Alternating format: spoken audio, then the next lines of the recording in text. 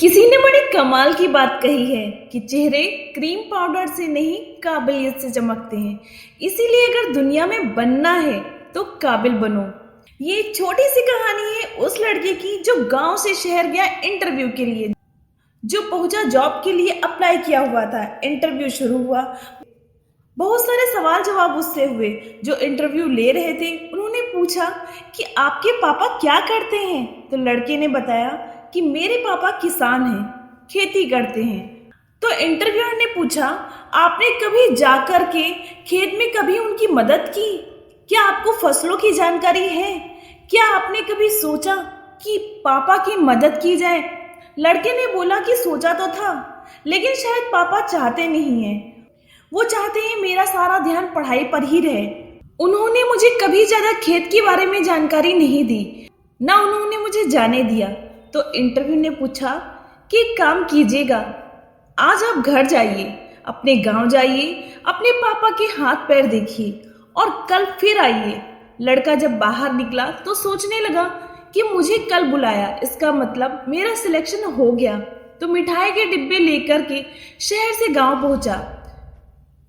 वहां जाकर के पिताजी को बताया कि मुझे कल बुलाया है, इसका मतलब मेरा सिलेक्शन हो गया है, आप तो मिठाई खाओ। बातें सब चल रही थी। फिर उसने कहा कि पापा, मुझे याद आया कि उन्होंने एक काम मुझे दिया था कि अपने पापा के हाथ पैर देख कर आना, तो मुझे आपके हाथ देखने हैं।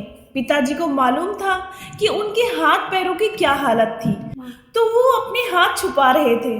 लड़के ने जिद की तो उन्होंने फाइनली अपने हाथ पैर दिखाए। पिताजी के हाथ पैर कटे फटे थे, जगह जगह से खेतों में काम करने की वजह से बड़े सख्त हो गए थे।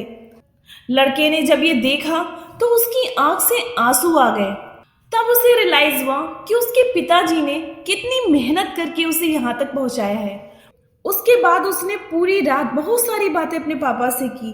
अगली सुबह फिर से पहुंचा इंटरव्यू देने के लिए। इंटरव्यू ने पूछा, आपने पापा से बात की? पापा के हाथ पैर देखे? आपको समझ में आ गया होगा कि आपकी क्या फीलिंग्स थी, आपको समझ में आ गया होगा। तो लड़के ने बताया, मुझे कल रिश्ते की अहमियत समझ में आई। मुझे कल समझ में आया कि कितना बलिदान देना होता है अपनों को आगे बढ़ाने के लिए। जब ये बात बोल रहा था, इंटरव्यूअर ने बोला कि मुझे यही सारी क्वालिटीज अपने मैनेजर में चाहिए। अब तुम शायद सही इंसान बन गए हो। ये छोटी सी कहानी हमें ये सिखाती है, लाइफ में अच्छे पेरेंट्स का होना, अच्छी पेरेंटिंग का होना बहुत जरूरी है। और अगर हमें ये खजाना मिला है तो हमें इसे मिस नहीं करना चाहिए। अपने पेरेंट्स की वैल्यू कीजिए और उनके आशीर्वाद के साथ कुछ करके दिखाइए, कुछ ऐसा कि दुनिया करना चाहे आपके जैसा। धन्यवाद। अगर आपको हमारी ये स्टोरी अच्छी लगी हो तो प्लीज हमारे चैनल को लाइक करें, सब्सक्राइब करें और शेयर करें।